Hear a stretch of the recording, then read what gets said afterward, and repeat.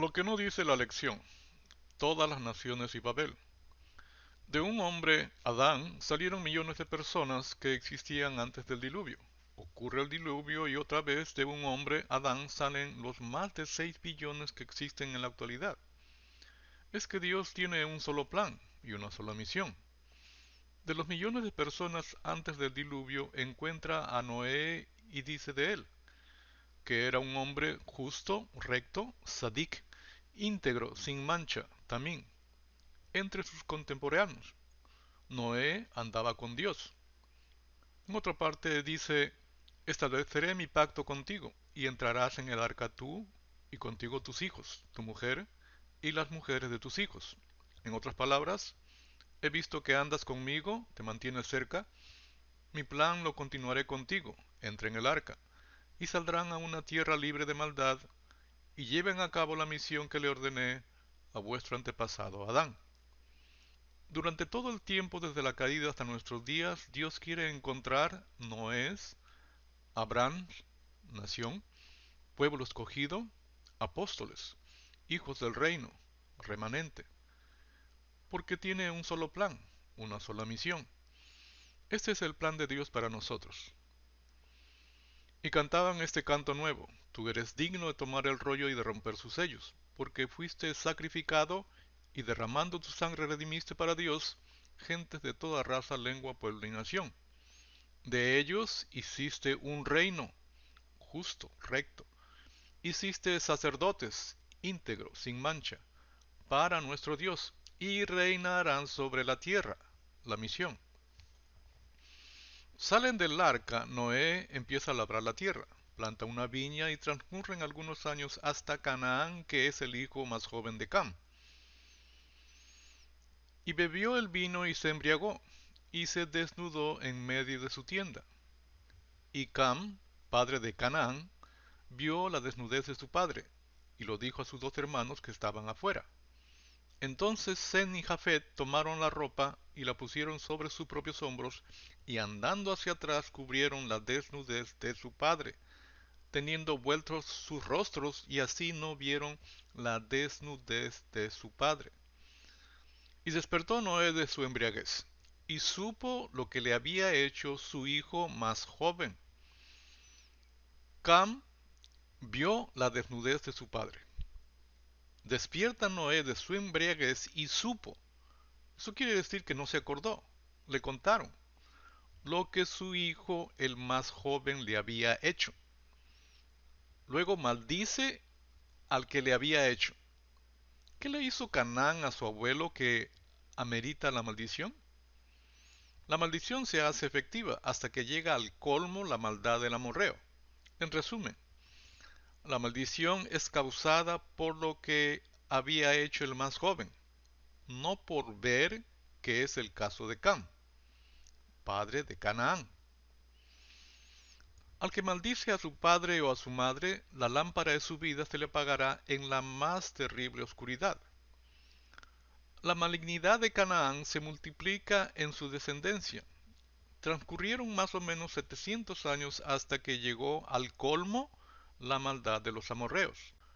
Recordemos, el Génesis lo escribió Moisés, y más o menos 2400 años transcurrieron entre Adán y Moisés. Sem, hijo de Noé, vivió más que todos sus descendientes hasta la novena generación.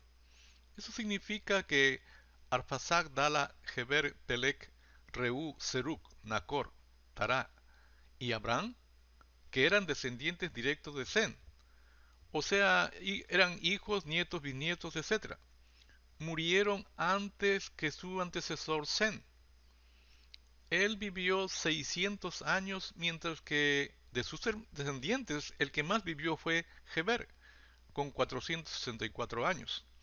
Exceptuando a este último, que murió solo 29 años después que su bisabuelo Sem, a todos sus otros descendientes, incluyendo a Abraham, los vio morir Sem. Este hijo de Noé convivió con Abraham toda la vida de este patriarca.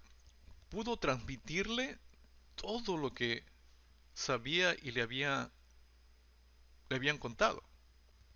De los 180 años que vivió Isaac, 110 de ellos los coexistió con Sem. Imagínense en el conocimiento que tenía Isaac. Incluso Jacob ya tenía 50 años cuando murió Sem, el cual había convivido un siglo con Matusalén, quien a su vez había convivido 244 años con Adán. Entre Jacob, que coexiste 50 años con Sem, y el éxodo por Moisés transcurren más o menos 345 años, por lo cual, transmisión verbal, muy probable, mas también revelación directa de Dios. Por ejemplo, utiliza específicamente la palabra minja para la ofrenda en la de Abel y la de Caín, que también se traduce como sacrificio, con la particularidad de que puede ser sacrificio sin sangre, como lo es la ofrenda de grano. Así que Caín no tenía excusa para no presentar sacrificio a Dios. De todas las palabras que hay para Dios, precisamente usa la palabra Elohim, la cual es plural de Elohá. Por otro lado, en el alfabeto hebreo no hay mayúsculas. Se escribe con minúscula. Y lo que significa esta palabra Elohim es en singular, el cual es Dios. Pero también puede significar dioses, la misma palabra Elohim. ¿No está escrito en vuestra ley, yo dije, dioses sois? ¿Que queremos ser como Dios? No, somos como Él, por cuanto el material para hacernos lo sacó de Él mismo. Vosotros sois Elohim, e hijos todos vosotros del Altísimo. En los días de Peleg, descendiente de Sem, que significa división, se reparte la tierra. Luego lo de Babel. Y esto es lo que sucede. Pero el Señor bajó para observar la ciudad y la torre que los hombres estaban construyendo. La ciudad y la torre estaba en construcción, no la habían terminado, pero Dios sabía la intención de ellos. Si como un solo pueblo que habla el mismo idioma han comenzado a hacer esto, nada de lo que planeen hacer les será imposible lograrlo. Dios observa lo que son y lo que hacen, y del resultado de esa observación infiere. Observa cómo son y menciona dos características de este grupo de personas.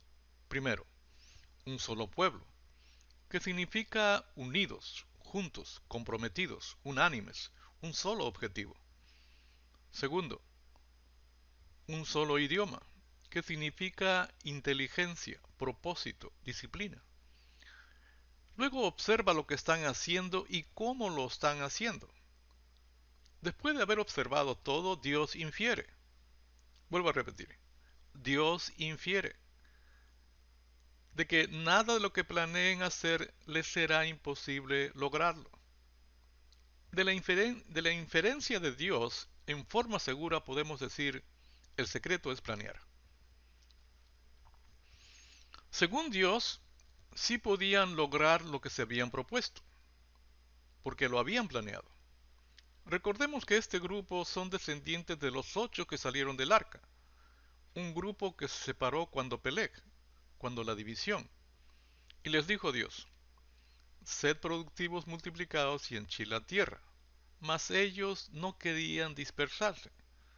Si no creían en él, en Elohim, porque no creían la señal del arco iris, menos querían obedecer la orden.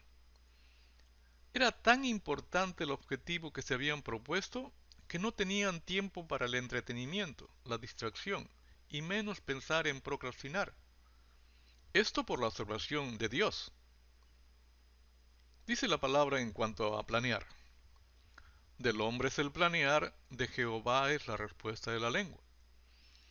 Encomienda a Jehová tu camino, tu plan del día de hoy, y él hará, y tu plan del día de hoy será un éxito. Del hombre es el planear, pero de Jehová dirigir tus pasos. Dirige tu plan o el plan de Dios. Cuando caemos, de una u otra forma nos alejamos y nos escondemos de Dios.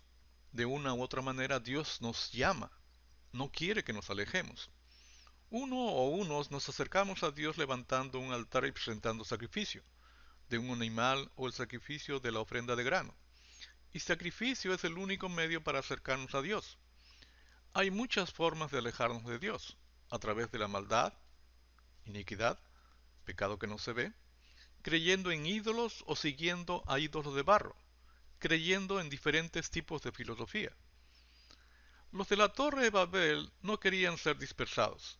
Se habían forjado objetivos que eran totalmente diferentes al propósito de Dios. Con esta actitud de rebeldía se alejan más y más, pero Dios los detiene, los confunde, y son dispersados con ello al camino correcto de crecer y multiplicados y henchir la tierra.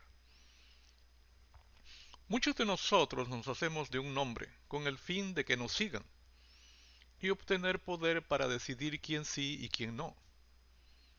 Dice Dios, y haré de ti una gran nación y te bendeciré, y engrandeceré tu nombre y serás bendición. Esta es la manera que engrandece Dios nuestro nombre. ¿Y para qué? Pero primero tiene que ser en nosotros una gran nación para bendecirnos. Hasta aquí nuestra contribución a la lección.